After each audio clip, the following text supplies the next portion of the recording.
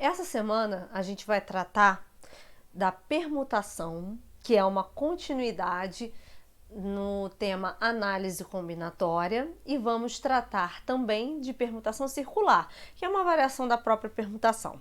A permutação também é, assim como o arranjo, uma consequência do princípio fundamental da contagem. Então, vem comigo!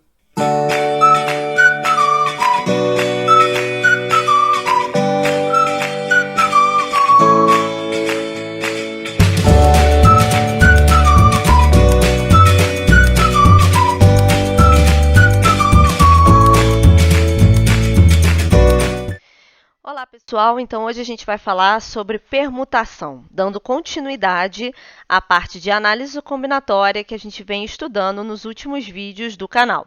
Se você ainda não acessou os vídeos anteriores, os links estão na descrição. Então vamos ao que é permutação. Permutação, então, é um tipo de ferramenta de contagem, tá?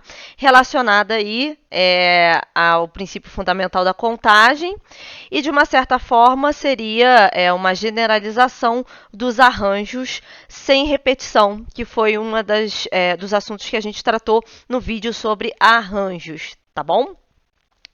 Então, continuando, vamos riscar aqui bonitinho, que é a marca do canal, a gente colocar uma cor aqui no título. Vamos começar com um exemplo, para a gente entender que tipo de problema a permutação trata, certo? De quantas formas podem 5 pessoas ficar em fila indiana? Então, suponha que a gente tem 5 lugares e quer organizar essas pessoas em fila. Eu vou começar usando o princípio fundamental da contagem para vocês perceberem que a permutação ela é uma consequência do princípio fundamental da contagem. Então, no primeiro lugar da fila, a princípio, eu posso colocar as 5 pessoas. No segundo lugar, eu posso colocar 4. No terceiro lugar, 3. Depois 2. Depois 1. Isso aqui nada mais é do que o 5 fatorial, que a gente também discutiu no último vídeo, tá? E aí, 5 vezes 4, 20. 20 vezes 3, 60. Vezes 2, 120 sequências diferentes, né? Ou formas dessas pessoas se organizarem, né, na fila, correto? Então, o que acontece? 5 fatorial foi a quantidade de pessoas. Fatorial, essa é a forma da permutação. A permutação tem a ver com você trocar de lugar objetos, por exemplo, livros numa estante, como a gente viu pessoas numa fila. Você vai formar sequência com todos os elementos que você tem disponíveis, sequências diferentes, certo? A forma de calcular, então, permutação de m elementos, m vezes m menos 1, m menos 2, até o 1, como a gente viu. Essa é a forma que faz a diferenciação entre o que é permutação em relação ao que era arranjo sem repetição. E aí, por fim, vai ser o fatorial mesmo. Uma outra questão bastante interessante que aparece com frequência, que a gente falou lá no primeiro vídeo, é a questão dos anagramas. O que é o anagrama de uma palavra? O anagrama é você pegar uma palavra que ela tem um sentido com as letras organizadas de uma determinada forma e reorganizar essas letras, certo? Isso daí é feito por permutação, por quê? Porque a gente está trocando a ordem de elementos. Então, vou colocar alguns exemplos de como a gente pode contar esses anagramas de palavras. Primeiro exemplo, eu tenho a palavra teoria e eu quero ver de quantas formas diferentes essa palavra teoria pode ser organizada, tá? Então, eu tenho as 6 letras. Observemos que todas as letras são diferentes entre si. Se a gente tivesse letras iguais, teríamos que retirar elementos que se repetem, porque seriam, na verdade, mesmas sequências, né? Como são todas as letras diferentes, eu tenho 6 letras, então, para eu calcular quantos anagramas da palavra teoria existem, vão ser a permutação de 6 elementos, que é 6 fatorial, igual, então, a 720 anagramas. Ok? Agora a gente vai fazer alguns ajustes nessas formas de contar os anagramas, considerando algumas peculiaridades. Por exemplo, eu quero anagramas ainda da palavra teoria começados pela letra T. Então, o que acontece? A letra T vai ficar fixa aqui. E depois eu tenho 5 espaços, dos quais também me restam 5 letras distintas que eu posso fazer variar aqui. Então, ao invés de permutar 6 elementos, eu vou estar permutando 5 elementos. Então, aqui eu teria 5 letras disponíveis, 4, 3, 2 e 1. Fiz pelo princípio fundamental da contagem, mas é equivalente a gente fazer o 5 fatorial, que é igual a 120 anagramas.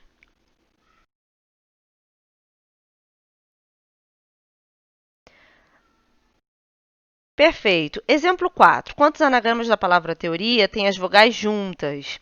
Essa já é uma questão um pouco mais complexa. Por quê? Eu preciso colocar as 4 vogais juntas e aqui me restam as 2 consoantes.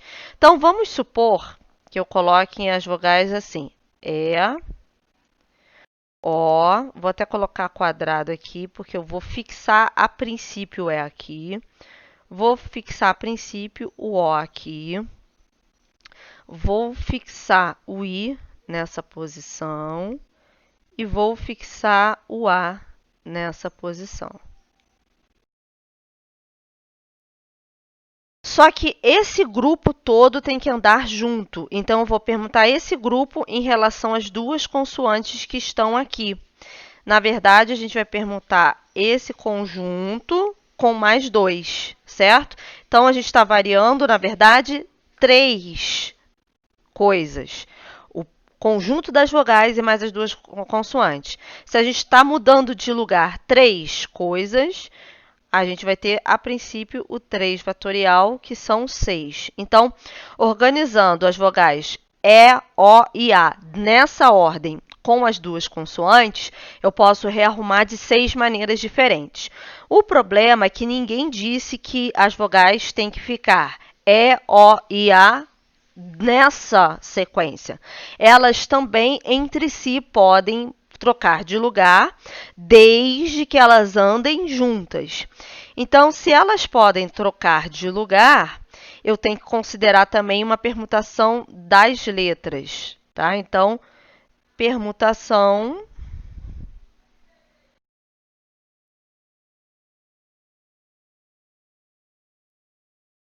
das vogais. Quantas vogais nós temos? 4. E elas podem variar. Então, vai ser 4 fatorial, que é igual a 24.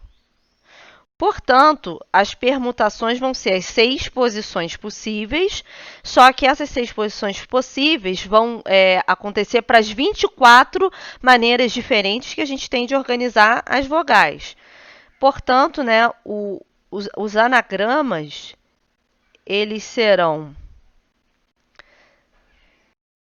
6